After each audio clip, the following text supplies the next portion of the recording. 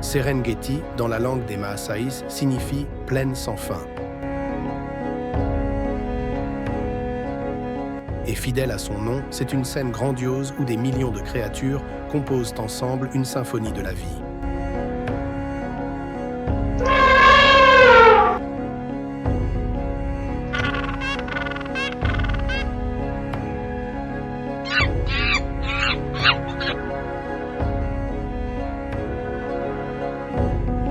Les troupeaux de gnous s'étendent à perte de vue. Le martèlement des sabots des zèbres fait trembler le sol. Et l'air est toujours empli des sons d'un monde sauvage à l'apogée de sa richesse.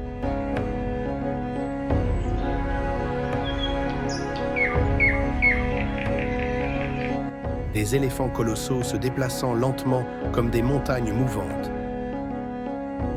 Aux élégantes girafes s'étirant vers les feuilles d'acacia,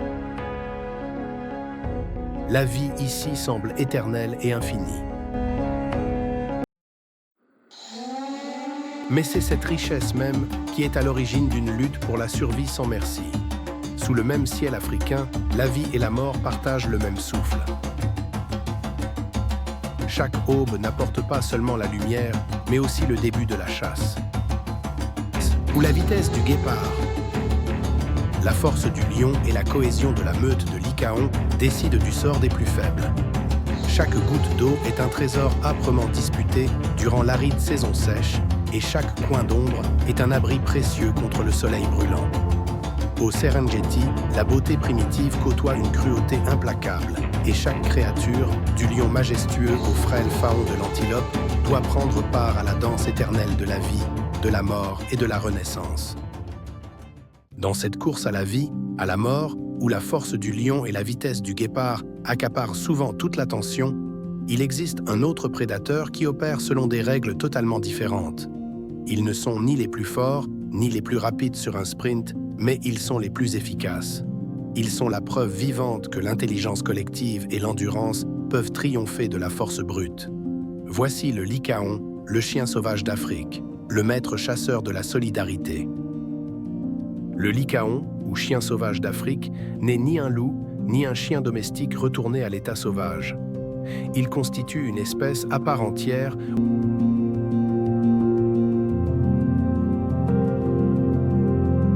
au sein de la famille des canidés. C'est un prédateur hautement social, réputé pour son intelligence, son endurance et par-dessus tout, son extraordinaire capacité à travailler en équipe.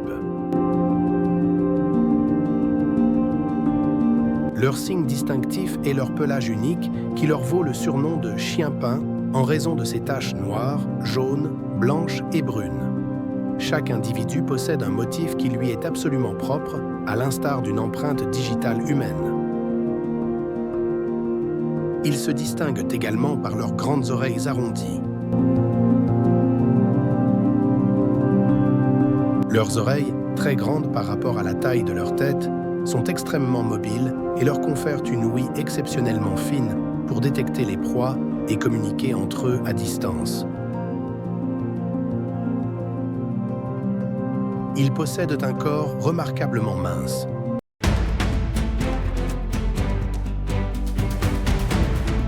Ils ont un corps élancé, de longues pattes fines, une morphologie conçue pour l'endurance plutôt que pour la vitesse explosive et instantanée du guépard. Une caractéristique facilement reconnaissable est leur longue queue terminée par un panache blanc qui sert de repère visuel et permet aux membres de la meute de garder le contact pendant la chasse dans les hautes herbes.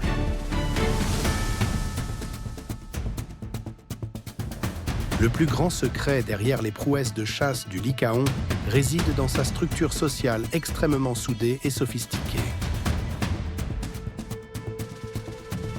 Vivant en meute qui compte de 6 à plus de 20 individus, celles-ci sont dirigées par un couple dominant.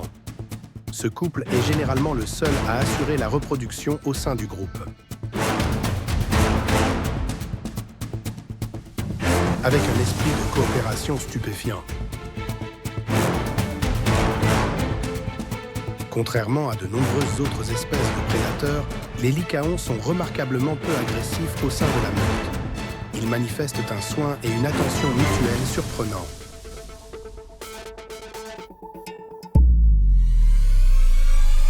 L'ensemble de la meute participe à l'élevage des petits.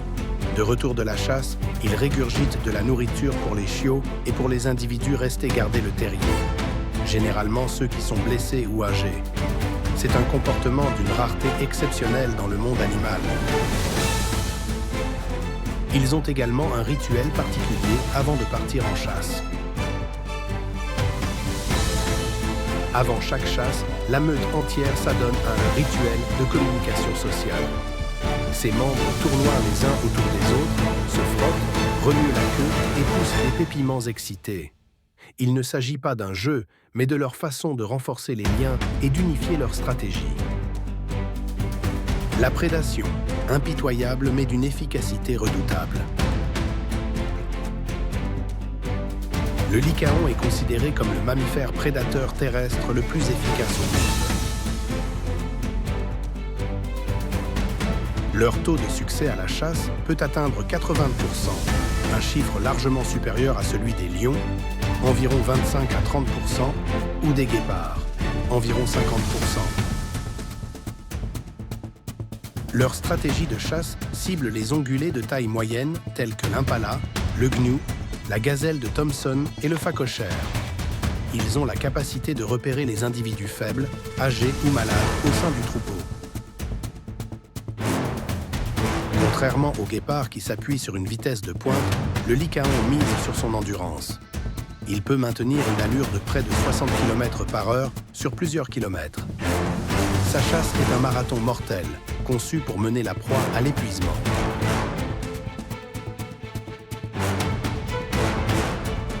Une coordination d'attaque magistrale. C'est là le point crucial. Durant la poursuite, il se relaie constamment en tête pour ne pas s'épuiser. D'autres membres courent sur les flancs, cherchant à acculer la proie ou à lui couper la retraite. Ils communiquent par de courtes vocalisations pour se coordonner.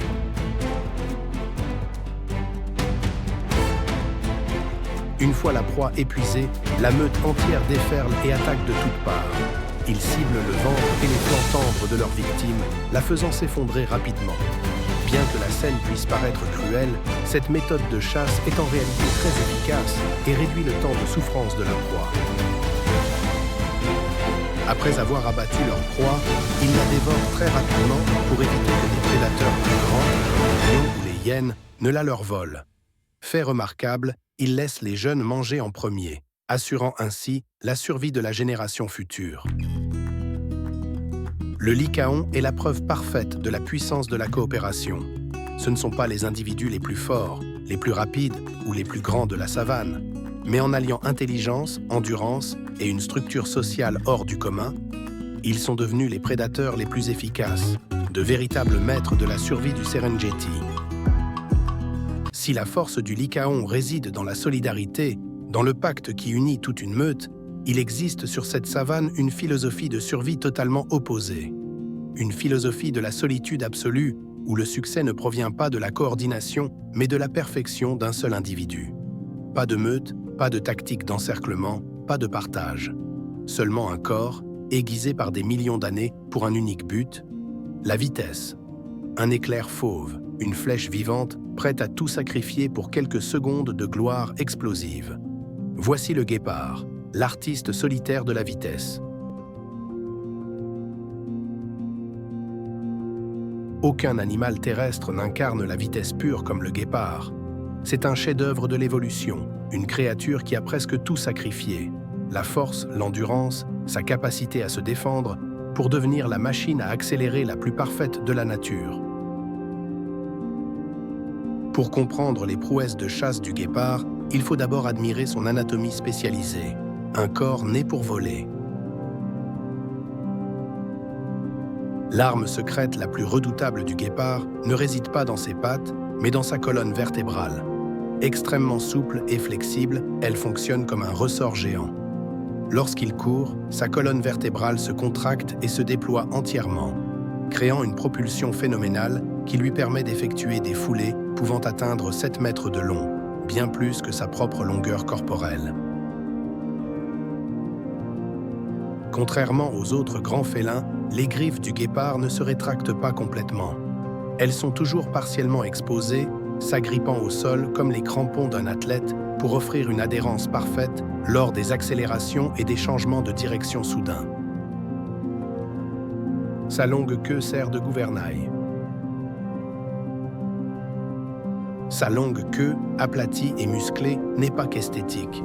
Lors de courses à haute vitesse, elle agit comme le gouvernail d'un navire, lui permettant de maintenir son équilibre et d'exécuter des virages incroyablement serrés pour suivre sa proie.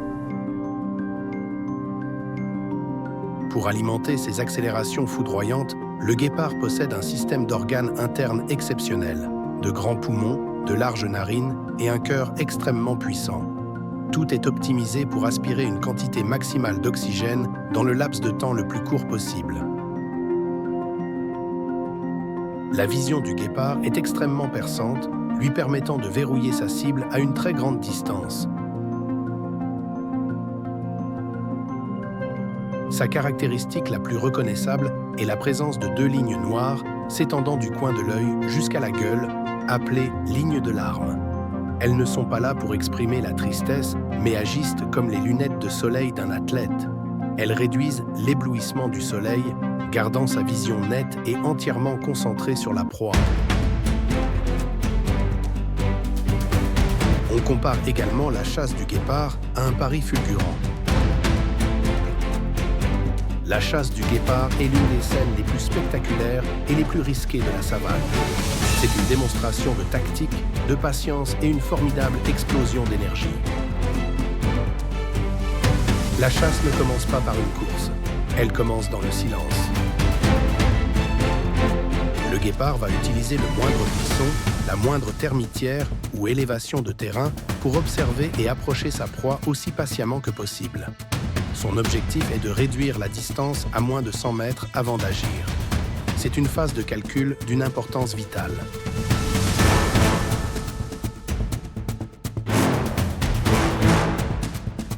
Quand le moment est venu, le guépard passe de l'immobilité au mouvement avec une accélération inimaginable.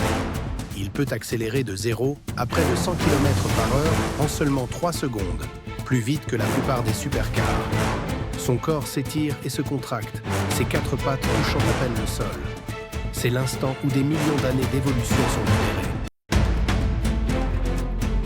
Il ne terrasse pas sa proie par la force. Il utilise plutôt sa patte avant pour crocheter la patte arrière de sa victime, la faisant perdre l'équilibre et chuter. Immédiatement, il lui porte une morsure fatale, mais non pour la déchiqueter.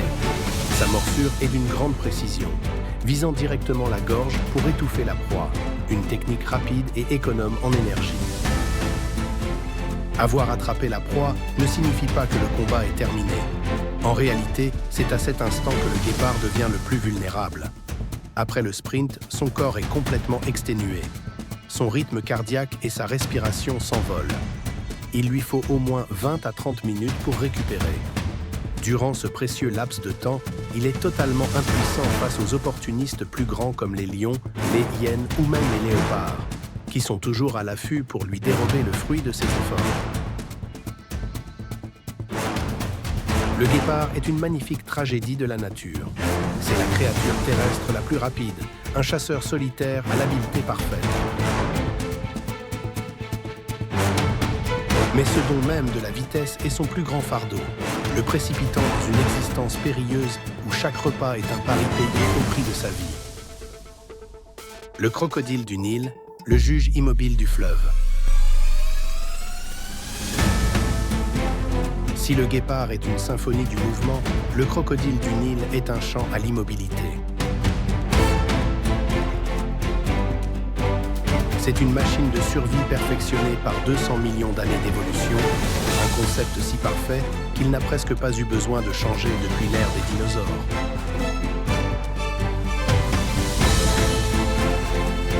Il n'a pas besoin de pourchasser sa proie, car il sait que, sur cette terre assoiffée, toute créature, tôt ou tard, devra venir à lui. Son corps n'est pas conçu pour la poursuite, mais pour l'embuscade et la domination. Son dos est recouvert de plaques osseuses rigides, appelées ostéodermes, qui forment une armure presque impénétrable. Cette cuirasse ne sert pas seulement de protection, elle fonctionne aussi comme un régulateur thermique, lui permettant d'absorber la chaleur du soleil ou de se rafraîchir le corps sous l'eau. Tout sur la tête du crocodile est parfaitement agencé pour l'affût. Ses yeux, ses narines et ses oreilles sont situés sur le même plan, au sommet de son crâne, lui permettant de dissimuler la quasi-totalité de son corps imposant sous la surface de l'eau tout en continuant à observer, écouter et respirer parfaitement. Il possède une troisième paupière transparente qui agit comme une paire de lunettes de plongée, protégeant ses yeux tout en lui permettant de voir clairement sous l'eau. Le long de sa mâchoire, des milliers de petits points noirs sont en réalité des organes récepteurs de pression d'une extrême sensibilité, capables de détecter les plus infimes vibrations dans l'eau, comme celle d'une antilope s'abreuvant sur la rive à des dizaines de mètres de distance. La mâchoire du crocodile est l'une des armes les plus redoutables. Sa force de morsure est l'une des plus puissantes du monde animal. Conçu pour serrer et retenir, et non pour mâcher. Une fois qu'il a verrouillé sa cible, il n'y a presque aucune échappatoire. Le crocodile ne chasse pas, il attend patiemment. Une immobilité mortelle. C'est son arme principale. Le crocodile peut rester immobile pendant des heures, voire des jours. Il se transforme en une bûche flottante, un élément du paysage totalement inoffensif.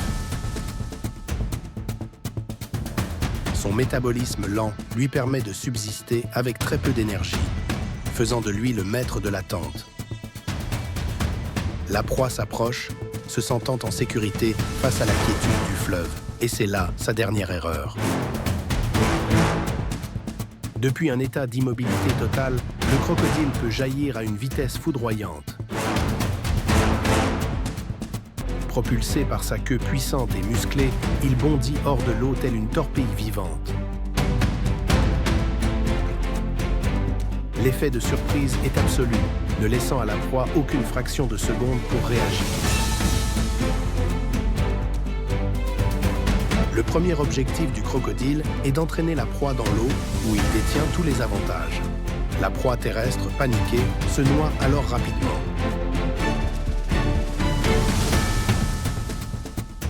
Pour les proies plus imposantes, le crocodile utilise une technique aussi terrifiante qu'emblématique, la roulade de la mort. Il agrippe fermement une partie du corps de la victime, puis fait tournoyer son propre corps dans l'eau avec une force explosive. Cette torsion surpuissante ne sert pas seulement à désorienter la proie, mais elle a surtout pour effet d'arracher de grands morceaux de chair du corps de sa victime, car ses dents ne sont pas conçues pour mâcher. Nulle part le rôle du crocodile n'est plus manifeste que sur la rivière Mara lors de la grande migration annuelle. Quand des millions de gnous et de zèbres sont contraints de traverser le fleuve, ils doivent s'aventurer sur le territoire de ces prédateurs ancestraux. La rivière se transforme alors en une scène chaotique de vie et de mort. Les crocodiles n'ont pas besoin de se hâter. Il leur suffit d'attendre et le plus somptueux festin de l'année vient à eux. Il est le juge du fleuve, une force de la nature primitive et sans émotion. Il ne hait pas sa proie, pas plus qu'il ne se réjouit de sa victoire. Il accomplit simplement le rôle que l'évolution lui a confié depuis des millions d'années. Maintenir l'équilibre impitoyable de la nature. Il est le verdict final de la rivière, un rappel intemporel que sur cette terre ancestrale, toute vie finit par devoir s'approcher du bord de l'eau. De la vitesse explosive du guépard à la solidarité de la meute de Lycaon, en passant par la morsure fatale du crocodile, chaque prédateur écrit sa propre définition de la survie. Selon vous, qui est le maître prédateur ultime du Serengeti ? Faites-nous savoir ce que vous en pensez dans les commentaires ci-dessous. N'oubliez pas de vous abonner et d'activer la cloche de notification pour ne rien manquer de nos prochaines histoires. D'ici là, nous vous disons au revoir et à très bientôt pour la suite de notre périple à la découverte du Serengeti.